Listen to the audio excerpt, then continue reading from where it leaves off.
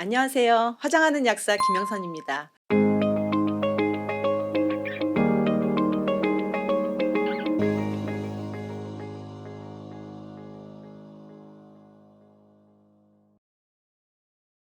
오늘 이 시간에 피부 질환에 대한 복약 상담 및 지도 방법에 대해서 약사님들께 설명드리도록 하겠습니다.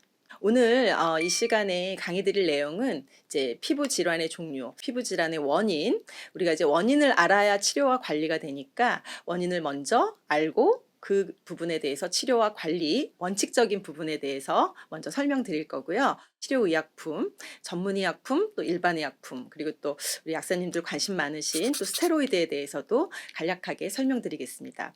마지막으로는 이러한 지금 피부 질환의 우리가 종류, 원인, 또 치료와 관리, 의약품에 대해서 다 공부를 하고 난 다음에 정말 이거를 우리가 약국에서 상담하실 때 어떻게 활용할 것인지, 그리고 복약 지도를 어떻게 할 것인지 그런 부분에 대해서 요약해 가지고 말씀드리도록 하겠습니다. 자, 피부 질환 보시면은요. 첫 번째 이제 아토피 피부염인데요.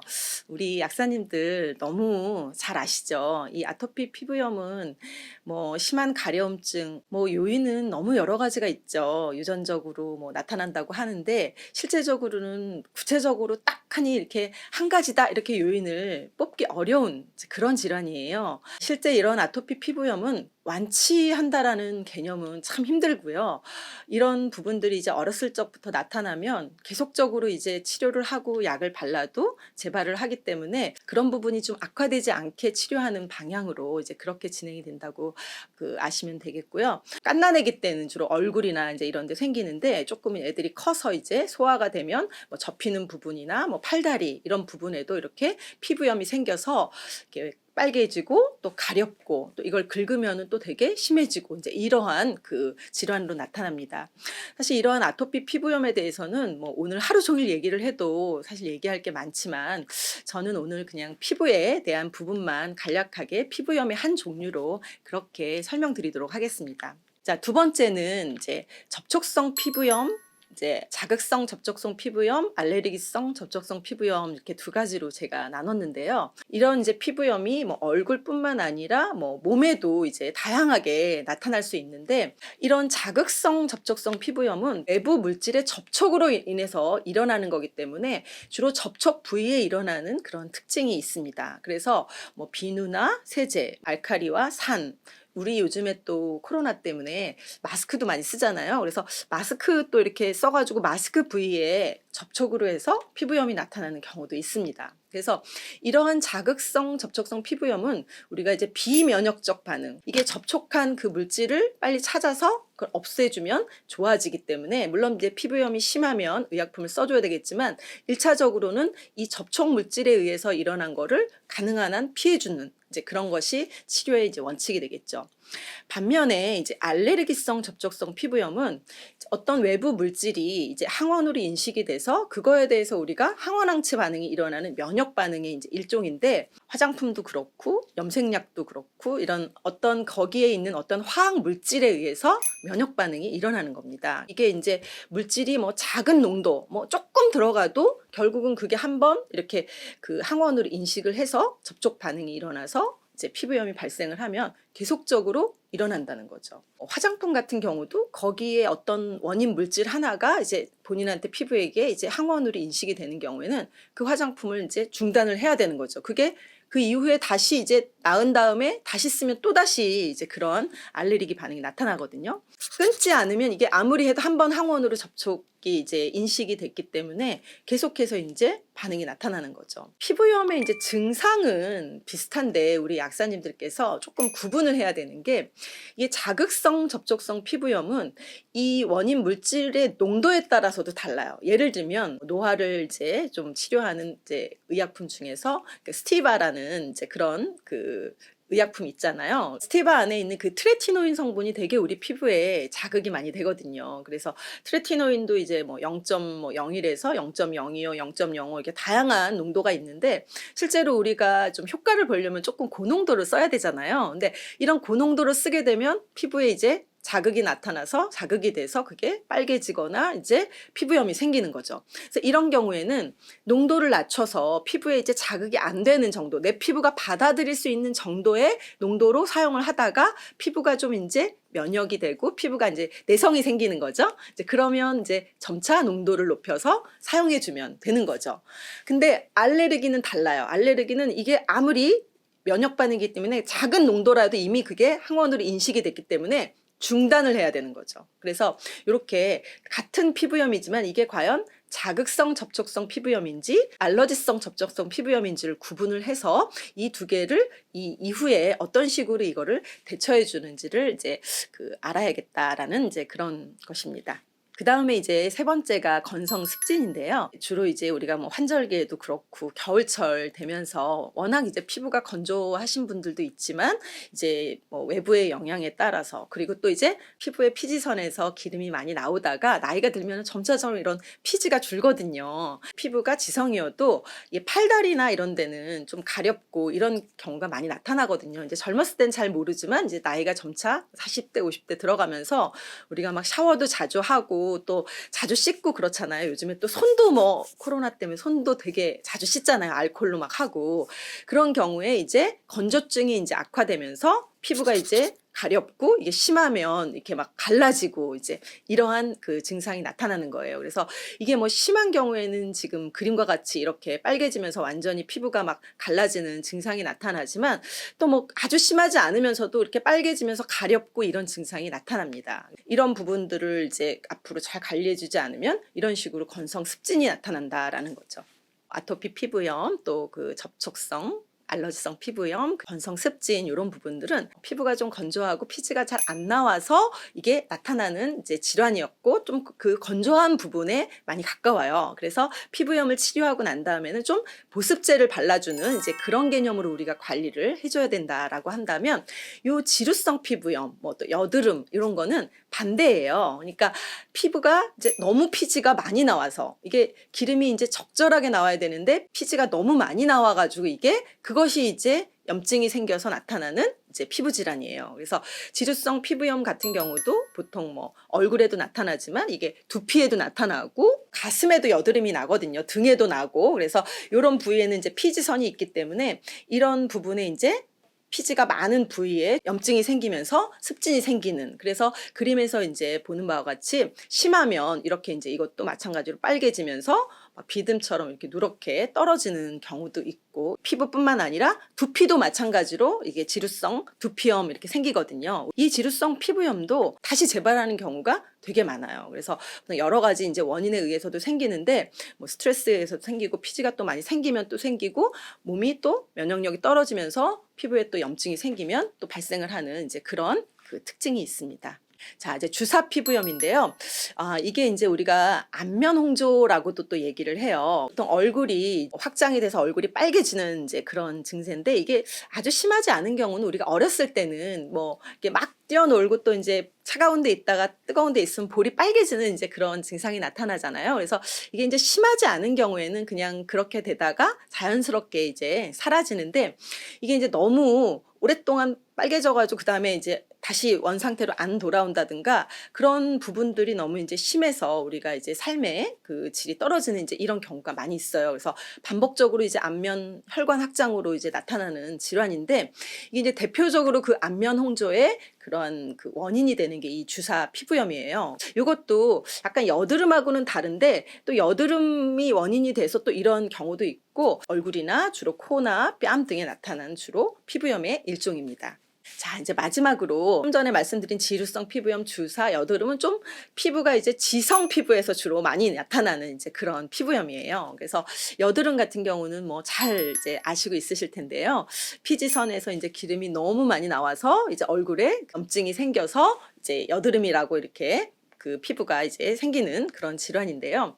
여드름은 뭐 종류가 되게 많습니다. 아예 염증이 아직 이렇게 생기지는 않은 그냥 피지가 이제 많이 나와가지고 아직 빠져나오지 못한 상태 그런 상태인 경우는 우리가 이제 뭐 폐쇄성 면포, 개방성 면포 폐쇄성 하면 이제 클로스드 코메도 개방성 하면은 오픈 코메도라고 얘기를 하는데 이게 이제 우리가 흔히 말하는 좁쌀 여드름 블랙헤드 뭐 요런 그런 용어로 많이 사용이 돼요. 요거는 이제 끝에가 하얘 가지고 우리가 이제 화이트 헤드라고 그렇게 얘기하는데, 피지선에서 이제 피지가 이제 나오는데 아직 빠져나오지 못해 가지고 지금 요렇게 이렇게 오돌도돌 지금 박혀 있는 요런 상태입니다. 끝이 이렇게 막혀 있어서 우리가 이제 클로우스 코메도라고 하는데, 그래서 그 끝에 그 끝을 구멍을 뚫어 가지고 거기 있는 피지를 짜내줘야지 됩니다. 반면 이 블랙헤드는 끝에가 이제 열려 있어서 그냥 이렇게 살짝 누르면 그 피지 덩어리가 딱 나오기는 해요. 그래서 그 끝에가 이제 산화가 돼서 이게 까매지다 보니까 우리가 블랙헤드라고 얘기를 하거든요. 이렇게 살짝 누르기만 해도 끝에가 열려 있기 때문에 이제 피지가 빠져나오기 때문에 또 치료는 쉬운데, 이 좁쌀 여드름 같은 경우는 보통 우리가 손이 자꾸만 가잖아요. 그래서 손으로 이렇게 짜다 보면 그게 이제 완벽하게 안 짜지면 그 부위에 이제 염증이 생겨서 그 다음에 이제 염증성 여드름으로 가게 됩니다. 그리고 이제 이게 뭐 이런 좁쌀 여드름이 뭐 그냥 있다가 나와서 치료되는 경우도 있지만, 이게 이제 좀 몸 상태가 안 좋고 이제 피지 그런 여드름이 심해지면 그 이제 뒤에 구진, 농포, 결절, 이게 점점 뒤로 가면 좀 더 이제 심해지는, 염증이 심해지는 이제 그런 여드름입니다. 고름은 없는데 빨갛게 된 그런 경우, 그리고 거기에 아예 고름까지 이렇게 해가지고 빨갛게 부어오른 이제 그런 경우,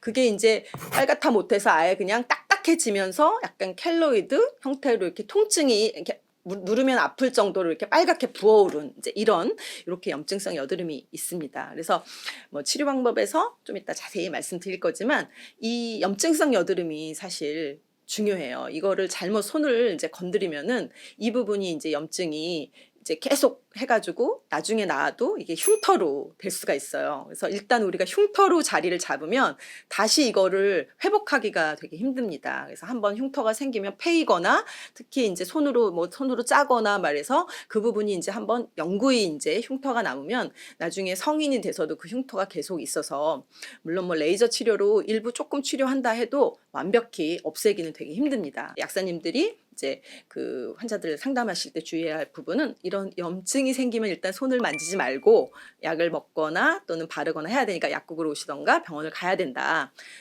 아무것도 이게 할 시간이 없으면 적어도 손은 대지 말아라 라고 이렇게 상담해 주시면 좋을 것 같아요. 자, 그러면 이런 이제 피부 질환의 원인에 대해서 잠깐 설명드릴게요. 피부의 구조는 우리가 이제 3개의 층으로 돼 있죠. 그래서 가장 바깥층이 이제 표피층, 그 다음이 진피, 이제 피하지방, 이렇게 세 구조로 이렇게 돼 있는데, 사실 오늘 제가 설명드릴 뭐 피부염이라든가 여드름 이런 부분은 이 피부의 가장 바깥층인 표피층과 가장 관련이 많아요. 그리고 표피층에서도 또 표피층은 또 4가지 층으로 나누는데, 표피의 가장 바깥층인 또 각질층하고도 또 연관이 되게 있습니다.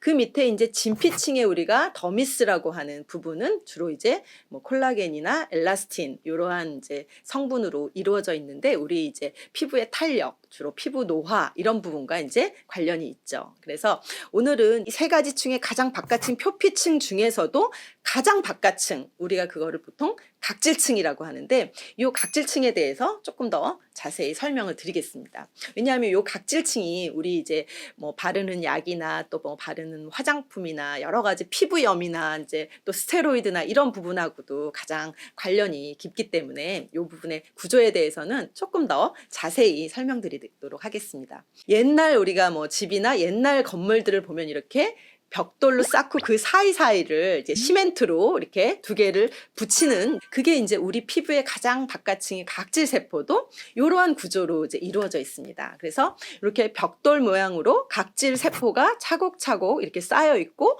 그 사이에 이제 그 각질세포를 2개를 잘 이렇게 붙여주는 시멘트의 역할을 하는 그런 거를 우리가 세포간 지질이다 이렇게 얘기를 하는데요.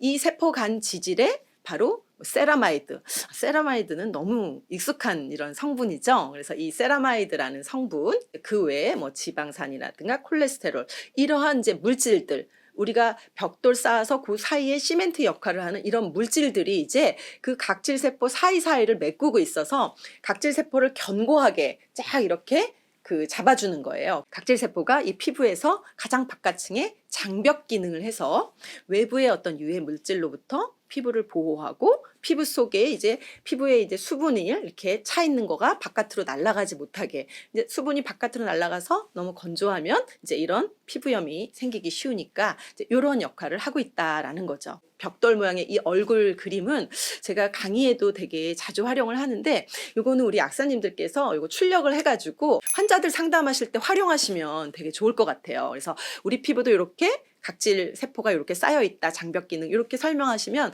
되게 이제 이해하시기도 쉽고, 저는 되게 좋은 비유인 것 같아서 되게 이 그 그림을 자주 이제 활용하고 있습니다.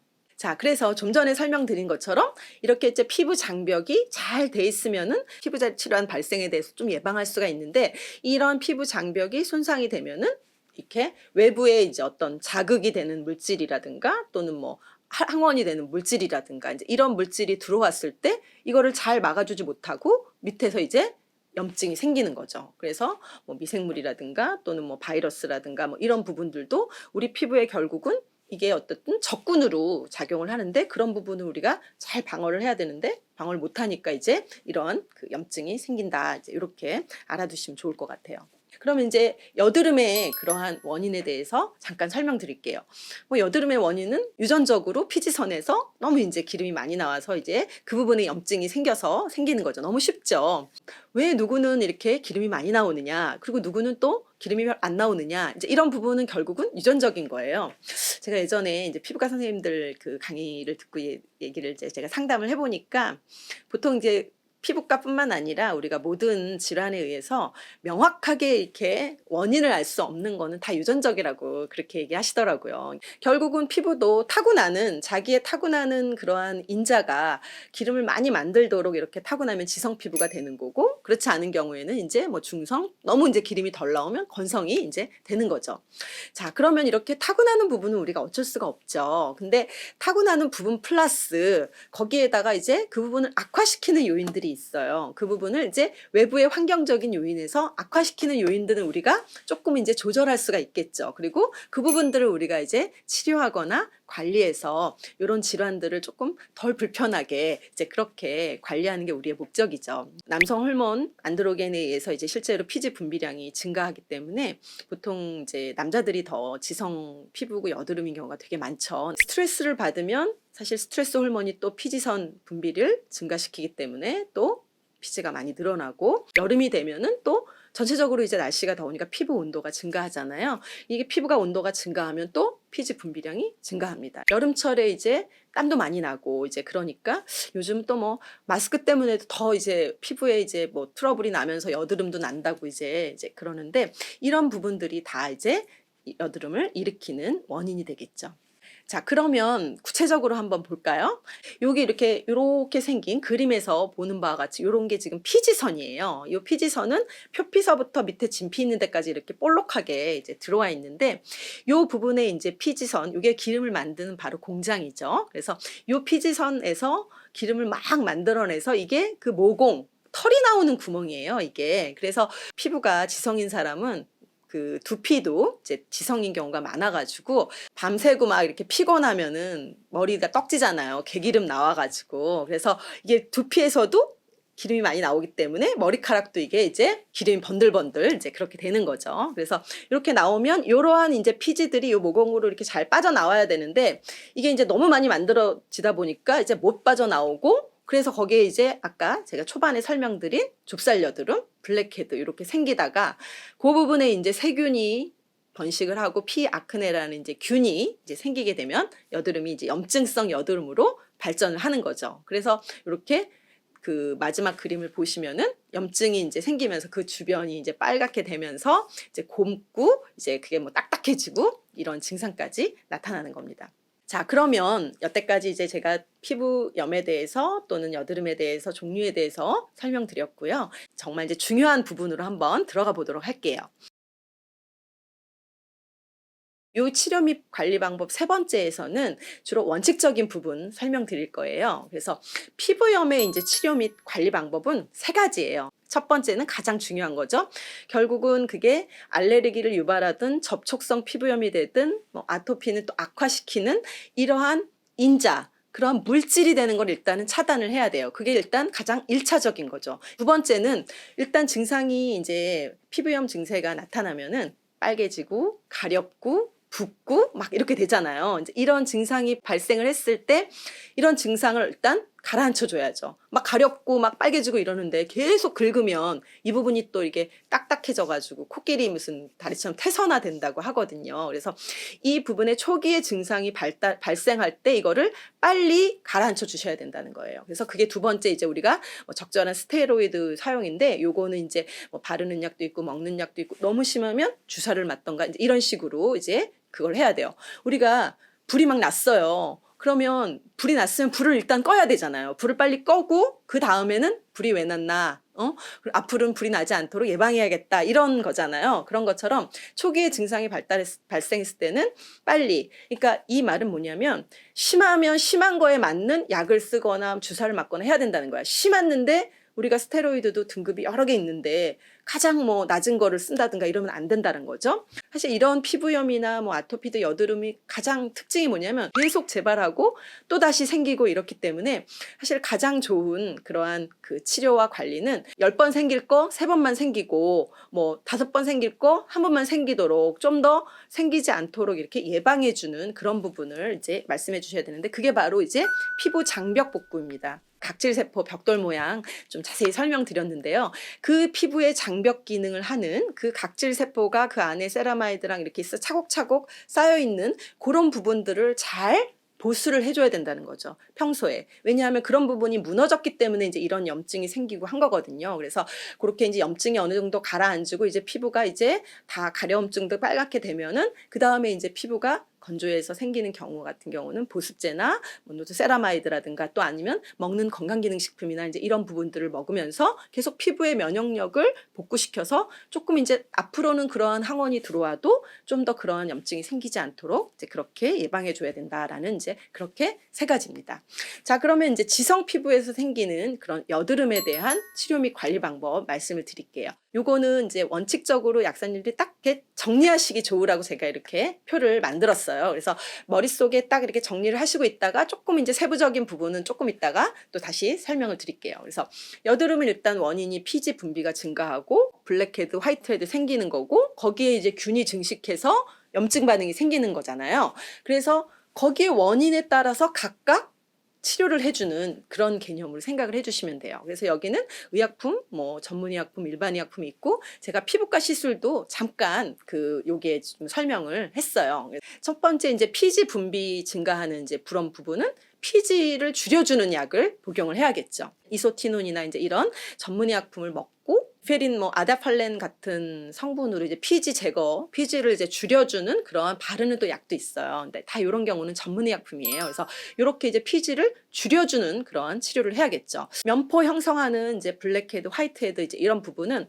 이 부분에 이제 여드름 부분이 밖으로 이제 빠져나오질 못하는 거잖아요. 보통 이제 여드름이 생기는 이런 사람들의 이제 특징이 이 바깥턱에 있는 각질이 두터워져요. 그래서 바깥에 각질이 두꺼우니까 이게 못 빠져나오니까 각질을 제거해주는 치료를 합니다. 그래서 뭐 그거를 피부과에서는 화학적 박피를 하기도 하고, 근데 그 외에 이제 각질 제거해주는 전문의약품 뭐 연고제라든가 또는 화장품 뭐 이런 것들 사용해 주는 거죠. 그래서 뭐 트레티노인 연고제라든가 살리시산이라든가 뭐 아젤라인산이라든가 이러한 이제 연고제나 이러한 성분이 들어있는 바르는 약을 이제 사용을 하는 거죠.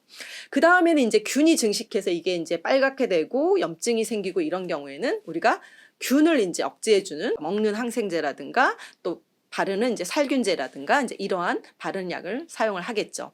그 다음에 이제 염증 반응이 심해져가지고 이게 딱딱해져가지고 아까 제가 결절 켈로이드 말씀드렸는데 그런 경우에는 거기 부분에 이제 스테로이드를 주사하기도 해요. 왜냐면 그게 이제 빨갛게 되면서 부은 경우에는 되게 이게 심한 경우거든요. 그래서 이거는 그냥 여기다가 뭐 바르는 약이나 뭐 그냥 웬만큼 약 먹어서 잘 안 가라앉기 때문에 그 부위에다가 바로 우리가 이제 피부과에서 TA라고 얘기를 해요. 트리암시놀론 주사인데 트리암시놀론이 스테로이드 계통이거든요. 그 트리암시놀론을 바로 그 스테로이드 그 염증 난 요 부위에다가 바로 주사를 하면은 2, 3일이면 좀 가라앉아요. 이게 이제 막 빨갛게 부으면 손이 자꾸만 가거든요. 그래서 저는 사실 그런 경험이 너무 많아요. 그래가지고 그런 부위에 딱 주사를 하면 손 안 가고 한 2-3일에 이제 가라앉으니까 보통은 이제 그렇게 피부과에서 치료를 이제 하기도 합니다. 자, 이제 네 번째 의약품에 대해서 설명드리도록 하겠습니다. 자, 이제 피부염 치료 의약품하고 이제 여드름 치료 의약품 이렇게 두 개로 나눠서 이렇게 설명드릴게요. 이것도 마찬가지로 제가 뭐 여러 개 있지만 가장 대표적인 거 세 개를 이렇게 딱 뽑아가지고 왔어요. 스테로이드, 면역조절제, 항히스타민제. 일단 제가 이렇게 피부에 일단 염증이 생기고 막 가렵고 막 이렇게 하면 그거를 일단 가장 진정시켜주고 불을 꺼줘야 되는 그런 것으로서 가장 1차적으로 이제 선택할 수 있는 게 바로 스테로이드제입니다. 두 번째 이제 면역조절제인데, 요 면역조절제는 이제 타크로리무스, 피메크로리무스 이제 성분인데, 보통은 이제 스테로이드제는 금방 효과가 나타나고 짧고 굵게 써줘야 되거든요. 이 증상에 맞게 길게 쭉 쓰면 다 낫지도 않고 또 부작용도 생기기 때문에, 그런 반면에 이제 이 타크로리무스나 피메크로리무스는 스테로이드에 비해서 효과는 그렇게 확 이렇게 짧은 기간에 탁 나타나는 그런 약은 아니에요. 근데 대신에 좀 장기간 사용을 할 수 있고, 주로 얼굴 부분 같은 예민한 부위에는 면역 조절제 사용을 하신다고 하시더라고요. 항히스타민제는 이제 일단 가렵잖아요. 가려운데 막 긁으면 피부가 더 이제 손상이 되니까 가려움증 완화를 위해서 이제 사용을 하는 그런 이제 이렇게 세 가지로 생각해서 그 기억을 하시면 좋을 것 같아요. 이 이제 스테로이드 부분들은 우리가 1등급에서 7등급까지 이렇게 성분별로 나눠져 있어요. 그래서 일단 숫자가 높은 게 가장 강한 거고, 이제 밑에가 가장 순한 건데, 일반적으로 이제 이 성분에 대해서 뭐 100%다 외우지는 않아도 대략 뭐 예를 들면은 뭐 클로베타솔이나 이런 건 되게 강하다, 데스옥시메타손 뭐 이런 건 되게 강하다. 왜냐하면 이게 같은 성분이라도 뒤에 염이 어떤 게 붙었느냐에 따라서 조금씩 다르거든요. 그리고 이제 우리가 흔히 약국에서 그냥 일반 의약품으로 할 수 있는 게 이제 뭐 하이드로코티손, 뭐 프레드니솔론 뭐 이런 거죠. 그래서 이제 그런 거 외에는 나머지는 대부분 사실 다 전문의약품이에요. 그래서 이제 약사님들이 이제 대략 뭐 이게 한 이 정도의 전문의약품 이 처방이 나오면, 아, 내가 이게 중간 정도다, 아, 이게 되게 심한 경우는 되게 1등급이나 2등급이다, 이제 이런 정도로 이해를 해주시면 되고, 이 스테로이드에서는 사실 기억하셔야 될 그 원칙이 두 가지 있어요. 한 가지는 증상에 맞게 적절한 거를 굵고 짧게 써주셔야 돼요. 그러니까 내가 엄청 심한데 여기다가 하이드로코티손을 지질이 막 한 달씩 이렇게 바르시면 안 되고요. 보통은 이제 일주일 정도 쓰는 거를 가장 적절하다고 이렇게 보고 있어요. 그래서 본인의 이제 그 증세에 맞게, 이게 애들 같은 경우에, 갓난 애들 같은 경우는 뭐 증세가 있어도 보통 약을 많이 안 썼으니까 약한 것부터 시작하지만, 이게 제 나이 정도 되면은 웬만큼 피부염 같은 거 막 그 하이드로코티손 뭐 데소니드 이런 거 발라서 낫지도 않아요. 그래서 거기 증세에 맞는 거를 적절하게 쓰되 짧게 쓸 수 있도록, 며칠 딱 일주일 내에 쓸 수 있도록 그렇게 이제 적절하게 맞는 걸 써줘야 되는 거죠.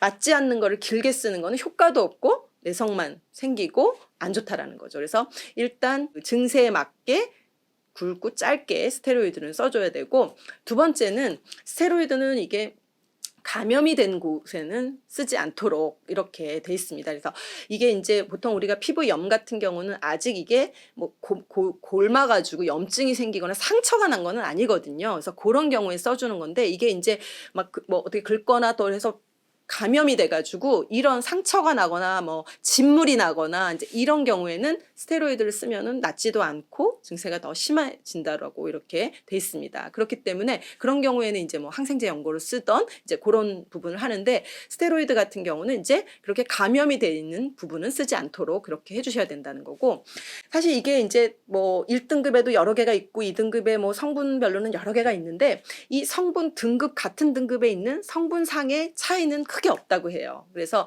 보통 근데 7등급에서 1등급까지의 이 차이는 뭐 한 60배 정도 된다고 하니까, 큰 거랑 등급이 낮은 거랑은 되게 이제 효능 차이가 큰 거죠. 근데 이제 같은 등급에서 성분상에서는 뭐 큰 차이는 없다고 해요. 그래서 그런 거는 보통 처방이 나오는 경우는 처방이 나오는 그 성분에 의사 선생님별로 이제 선호하시는 뭐 성분이 있고 또 제약회사 들어와 있는 제품들이 있을 테니까 이제 그렇게 생각해 주시면 좋을 것 같아요.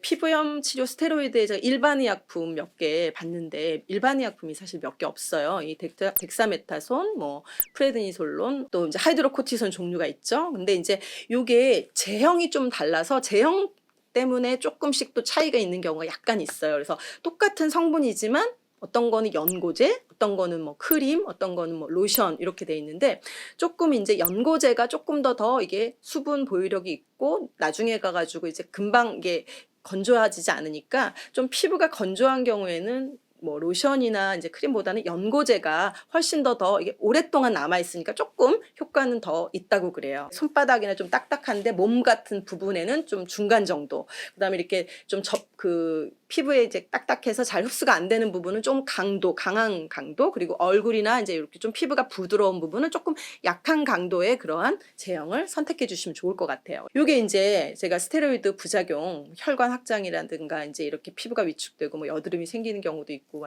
다양한데, 이게 뭐 스테로이드 우리가 바르는 약 뭐 좀 며칠 발라가지고 이렇지는 않다고 그래요. 그래서 오랫동안 막 뭐 1년 이상 쓰고 먹는 거랑 뭐 이런 걸 스테로이드를 장기간 이렇게 하면은 이러한 또 부작용이 있기 때문에 아까 말씀드렸다시피 스테로이드는 가능한 한 증상에 맞게 딱 증상에 맞는 강한 거를 차라리 짧게 쓰는 게 낫죠. 괜히 약한 거를 지지부진하게 쓰는 것보다. 그래서 짧게 굵게 이렇게 사용할 수 있도록 그렇게 기억해 주시면 좋을 것 같고요. 면역 조절제를 제가 예전 강의에서는 많이 말씀을 안 드렸는데 최근에 이제 피부과 선생님들 몇 분하고 말씀을 이제 나누다 보니까 요즘에는 이런 면역 조절제도 많이 쓰신다고 그러더라고요. 그리고 이제 외국 또 의사 선생님들은 또 스테로이드에 대해서 또 조금 이렇게 뭐 부작용이나 이런 게 있으니까 그런 부분 아예 안 쓰고 이제 그냥 처음부터 조금 이렇게 시간이 걸리더라도 면역 조절제 이 타크로리무스나 피메크로리무스를 쓰시는 분들도 있다고 하더라고요. 스테로이드가 뭐 부작용 있고 이렇지만 사실 그거에 대해서 네거티브한 생각을 가질 필요는 없는 것 같아요. 일단은 1차적으로 우리가 효과는 빨리 숏 액팅으로 나타날 수 있으니까 심한 경우에는 스테로이드를 같이 써주고, 그 다음에 이제 좀 어느 정도 이제 좀 가라앉았다 이런 경우에는 스테로이드를 끊고 스테로이드 테이퍼링하고 이 이제 면역 조절제를 이제 써주시면은 그런 부분에서 좀 효과를 지속시킬 수 있고, 요거는 조금 장기간 써도 그런 내성이나 이제 이런 부분에서는 좀 자유로울 수 있으니까 괜찮은 선택이라고 하더라고요. 그리고 다른 부분보다는 얼굴 부분이 조금 예민하잖아요. 그리고 피부도 얇고 이렇기 때문에 얼굴 부분에는 좀 스테로이드보다는 뭐 이런 부분들을 더 선호하시는 의사 선생님들도 있더라고요. 그래서 그런 부분들 우리 약사님들께서 참고해 주시면 좋을 것 같아요. 자, 피부염 치료 의약품 이제 마지막에 이제 항히스타민제인데요. 이것도 이제 고전적으로 쓰는 이제 클로르페니라민 같은 이런 약은 이제 우리가 이제 보통 BBB라고 하죠. 블러드 브레인 베리어를 통과해 가지고 이런 거는 약간 졸리고 진정작용이 좀 있죠. 그래서 이런 약은 요즘에는 웬만해서는 그냥 일반 피부염 같은 경우는 보통은 알레그라나 뭐 이런 지르텍 이런 2세대 진정작용이 없는 BBB를 통과하지 않는 이런 항히스타민제를 주로 많이 이제 처방을 내시는데, 너무 이제 가려워가지고 잠을 못 자고 막 밤에 이제 긁어야 되고 막 이런 경우에는 또 클로르페니라민이 약간 진정작용이 있고 졸리잖아요. 항히스타민제가 옛날 항히스타민제는. 그래서 이런 경우를 또 선택하는 경우도 있다고 이렇게 알아두시면 좋을 것 같아요. 그래서 여드름 치료 의약품 이제 딱 정리해서 이렇게 말씀드리면 일반 의약품, 전문 의약품 있는데 이제 전문 의약품 먼저 말씀드릴게요. 아까 제가 초반에 이제 말씀드린 바와 같이 피지를 줄여주는 그런 먹는 약 있죠. 이소트레티노인. 그리고 이제 클린다마이신은 염증을 억제해주는 항생제에 바르는 약이에요. 이것도 이제 크레오신 T라고 해서 옛날에 많이 썼죠. 근데 일반 의약품이었는데 이것도 몇 년 전에 이제 전문 의약품으로 됐는데, 그리고 이제 아데팔렌 같은 경우는 이제 우리 뭐 디페린으로 알고 있는데 이것도 이제 피지를 줄여주는 뭐 레티노이드 계통이죠. 그리고 이제 듀악겔 같은 경우가 이제 클린다마이신하고 벤조일 퍼옥사이드 이제 복합제죠. 그래서 요거는 이제 벤조일 퍼옥사이드 단독이 아니기 때문에 전문 의약품으로 돼 있는데, 그래서 그렇게 벤조일 퍼옥사이드하고 클린다마이신하고 이렇게 복합제도 있고, 제가 또 이제 여기 표시는 안 했는데 보니까 이제 아다팔렌 요 성분하고 벤조일 퍼옥사이드하고 이렇게 같이 복합된 그런 에피듀오라는 그런 약도 또 처방을 요즘은 또 하신다고 하시더라고요. 그래서 그렇게 전문 의약품 알아두시면 좋을 것 같고요. 그다음 일반 의약품은 이제 벤조일 퍼옥사이드 있죠. 요거 단독 성분으로 브레비복실 같은 그런 벤조일 퍼옥사이드 단독 성분은 일반 의약품으로 돼 있고요. 살리실산이 이제 각질 제거하는 이제 그런 성분이죠. 우리가 이제 각질이 두터우니까 이제 여드름이 피지가 이제 못 빠져나오니까. 그리고 이제 이부프로펜, 피코놀 같은 경우도 이제 균을 이제 억제해주는 이제 그런 성분으로 해서 이제 바르는 약으로 이렇게 나와 있고요. 요즘에는 아젤라익 액시드를 또 여드름에, 이게 사실 성분이 그 미백에도 또 나오는 성분이거든요. 근데 그 여드름에도 또 많이 요즘에는 쓰신다고 하시더라고요. 요 아젤라익 엑시드가 사실 벤조일 퍼옥사이드가 약간 피부 자극이 있어요. 이게 효과가 좀 뭐 균을 억제해주고 이런 효과가 있는 대신에 피부 자극이 좀 있으니까 아젤라익 엑시드가 피부 자극이 좀 없어서 특히 얼굴 부분에 좀 피부 자극이 이렇게 느끼는 이제 이런 분들은 아젤라익 엑시드, 뭐 아젤리아 크림 이런 일반 의약품인데 요거를 이제 쓰시는 경우도 많이 있다고 하시더라고요. 그래서 아젤라익 엑시드는 이제 미백 그 성분에도 들어가니까 우리가 여드름 이렇게 짜고 나면 자국 남잖아요. 그런 부분에도 조금 효과가 있으니까 이 아젤라익 엑시드를 여드름에도 요즘에는 자주 사용을 한다는 거. 그래서 이렇게 이제 정리해서 이제 알아두시면 좋을 것 같아요. 그래서 치료 의약품 보시면 전문 의약품으로 이제 뭐 이소트레티노인 성분 먹는 거 있고 또 바르는 약 있고 그다음에 일반 의약품으로 벤조일 퍼옥사이드나 이부프로펜, 피코놀 이제 이런 성분들 이렇게 나와 있습니다. 그래서 약사님들 보시면서 이해하시면 좋을 것 같고요. 여드름 치료 피부과 시술 간단하게 설명 아까 초반에 잠깐 드렸는데요. 레이저 시술 부분에서는 이제 피지선 파괴하는 뭐 그 아그네스나 이런 거 일시적이긴 하지만 피지선을 이렇게 레이저 시술로 그 부분에 이제 그렇게 파괴해서 레이저로 이렇게 쏴주면 피지 분비 감소하는데 효과가 있다고 하더라고요. 그래서 이런 부분들 이런 좀 최근에 이제 하는 시술들이고요. 사실 가장 고전적인 피부과 시술은 이 화학적 박피예요. 스킨 스케일링이라고 해서 피부에 이제 가장 바깥측만 살짝 이렇게 우리 치과 스케일링 하듯이 벗겨내 주는 거죠. 그렇게 되면 각질이 좀 얇아져서 피지가 이제 원활하게 빠져나오는 이제 그런 효과가 있으니까 이제 그런 시술들 하고 또 하나는 이제 우리 왜 좁쌀 여드름 막 이렇게 오돌도돌 이렇게 조금 난 게 아니라 엄청 많이 난 경우 있잖아요. 많이 막 그렇게 나는 경우에는 사실 이게 오픈 코메도인 경우는 그냥 손으로 이렇게 좀 짜면 딱 나오는데 이게 그 닫혀 있는 경우에는 손으로 이렇게 저도 참 이렇게 손이 막 많이 가거든요. 근데 손으로 짜서 잘 안 되거든요. 그래서 그런 경우에 이제 뭐 쬐까만 건 모르지만 많이 났는데 그 손으로 짜면 그 부분이 다 이제 염증성 여드름으로 되거든요. 그래서 이제 그런 부분에 이제 피부과 가서 이제 엄청 여드름 많이 난 경우에 치료하면 그 구멍을 열어줘요. 옛날에는 왜 바늘로 이렇게 그 구멍을 열어서 이걸 압출기로 이렇게 짜냈는데 요즘은 다 레이저 그 CO2 레이저라는 걸로 거기 구멍을 따다다다다다 뚫어주고 그 부분을 이제 압출기로 이제 피지를 뽑아내는 이제 그런 식의 이제 여드름 짜는 치료를 합니다. 그런 다음에 이제 뭐 스킨 스케일링식으로 이제 확 박피하는 케미컬 필링 약을 이제 얼굴에 발라주고 이제 뭐 약을 바르는 뭐 이런 식으로 이렇게 치료를 하고 있고요. 마지막으로 이제 주사요법은 요거는 염증을 이제 완화하기 위해서 아까 이제 그 얼굴에 켈로이드식으로 이렇게 부어가지고 여드름이 딱딱하게 된 그런 경우에 이제 TA 같은 스테로이드 젤을 직접 주사하는 이제 그런 요법들이 있습니다. 그래서 그런 경우는 이제 너무 심할 때는 거기에다가 이제 주사를 놔서 아예 그 부분의 염증을 좀 완화시키는 이제 그런 방법입니다. 그래서 뭐 여드름 치료의 피부과 시술은 복잡하지는 않은데 이제 이런 정도 간단하게 하고 있다라는 부분들을 좀 대략 알아두시면 도움이 되실 듯해요. 마지막으로 그러면 이런 부분들을 이제 그 어떻게 활용해서 우리가 그 환자들한테 좀 적용을 할 것인가라는 부분인데요. 이거는 뭐 그동안에 제가 쭉 강의한 부분들을 이제 기억하시고 있다가 그 그림이나 이런 부분도 활용해서 실제로 우리 약사님들께서 상담하실 때 활용하시면 좋을 것 같아요. 일단 피부염인 경우에는 제가 그 원칙적인 걸 말씀드렸잖아요. 처음에는 스테로이드나 또는 면역조절제도 요즘에 쓴다고 그랬죠. 그런 이제 바르는 약이나 뭐 또 처방이 나오는 경우에는 심해가지고 그냥 먹는 약, 뭐 또 항히스타민제 이제 환자들한테 주고 그게 이제 염증이 심할 경우에는 이제 이걸 사용을 하고 뭐 바르고 먹으라고 이제 볼객 지도를 하셔야겠죠. 딱 치료만 딱 끝나고 바로 끝나면 또 다시 나중에 또 재발하니까 더 이상 재발하지 않도록 이런 부분들을 피부 장벽을 복구해주는 그런 부분들을 해주시면 좋을 것 같아요. 그래서 이게 이제 뭐 우리 약사님들이 화장품 관심은 없는데요. 이게 화장품이다 생각하지 마시고 그냥 우리가 OTC다, 보조치료제다 이렇게 생각하시면 좋을 것 같아요. 그래서 뭐 아까 피부 장벽을 구성하고 있는 가장 많은 성분, 세라마이드 이렇게 말씀드렸는데요. 세라마이드, 뭐 마데카소사이드 이런 성분들은 요즘에 뭐 우리가 마데카솔 그 의약품도 있지만 이게 화장품 성분에도 뭐 재생크림에서 나와 있어요. 그래서 약사님들이 뭐 화장품이다 생각하지 마시고 이런 세라마이드, 마데카소사이드 요 성분을 기억하고 계시다가 보습제 일반적으로 그게 뭐 제약회사에서 나온 거든 뭐 화장품 회사에서 나온 거든 그런 것들이 있어요. 그래서 그런 거를 같이 좀 적절한 거를 약국에다가 구비하고 계셨다가 같이 그 벽돌 그림 설명해 주시면서 다시 재발하지 않도록 이렇게 예방하는 이제 그런 부분까지 잘 상담이 될 듯해요. 자, 그래서 이제 세라마이드, 뭐 피토스핀고신 이거는 제가 약사님들 참고하시라고 이렇게 그 뭐 화학 구조랑 이렇게 했는데 한번 관심이 있으신 또 약사님들을 한번 읽어보시면 좋을 것 같아요. 히아루론산, 뭐 글리세린, 뭐 이런 것들도 다 이게 보습제에 들어가는 그런 성분들이거든요.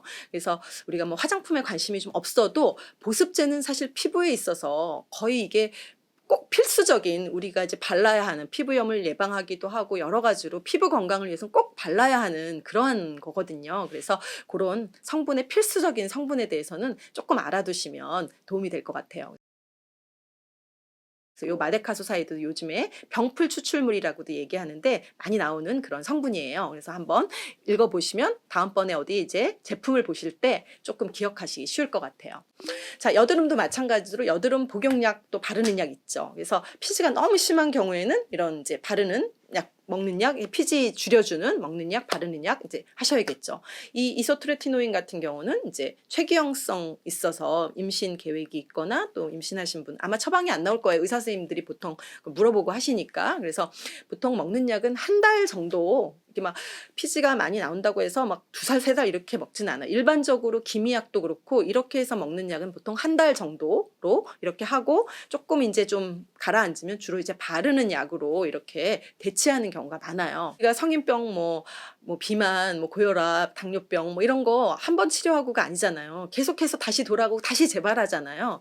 여드름도 마찬가지거든요. 자기가 피부가 유전적으로 이제 지성인 경우에는 계속해서 이게 재발하거든요. 그래서 이것도 이제 어느 정도 먹고 바르고 해서 좀 가라앉은 다음에는 이게 또 다시 재발하지 않도록 꾸준히 또 좀 관리해 주는 게 중요해요. 그래서 그런 경우에 이렇게 살리실산은 바르는 약에도 있지만 요즘에 바르는 뭐 그 화장품이나 여드름용 뭐 바르는 뭐 토너나 이런 부분에도 많이 들어가 있어요. 그래서 여드름에는 뭐 굳이 화장품을 보습제로 많이 쓸 필요는 없고 이렇게 약간 바르는 약 같은 토너 뭐 이런 거를 사용하시면 좋아요. 그래서 뭐 락틱산이나 에틸알콜, 살리실산 이런 것들, 이런 성분 들어가는 것들을 꾸준히 이제 얼굴에 피지가 좀 많은 부위에 주로 좀 사용을 해주시면은 그런 부분들이 이제 좀 다시 나려고 해도 조금 덜 나겠죠. 특히 많은 부위에 꾸준히 사용을 해주시면 이제 다시 좀 10번 재발하고 좀 덜 재발하니까 조금 더 그 환자 상담에도 도움이 되고 우리 약사님들이 조금 더 능력 있는 또 상담 잘하는 약사님으로 이렇게 평가받는데도 많이 도움이 될 것 같아요. 자, 그래서 요것도 제가 이제 화학 구조식 한번 보시라고 이렇게 참고로 넣었어요. 그래서 살리실산, 이거는 사실 우리가 BHA라고, AHA, BHA 아시죠? 그래서 A는 락틱산, 뭐 살리실산, BHA에서 이렇게 화학 구조식 조금 다른데 둘 다 이제 각질을 제거해주고 이제 이런 효과가 있죠. 그리고 알코올 같은 경우에 이것도 보통은 이렇게 바르는 토너나 이런 거에 알코올 들어가 있는 성분 많은데 이런 성분들 이렇게 발라주시면 피지 각질 제거에 도움이 되니까 한번 쭉 읽어보시고 하시면 도움이 될 것 같습니다.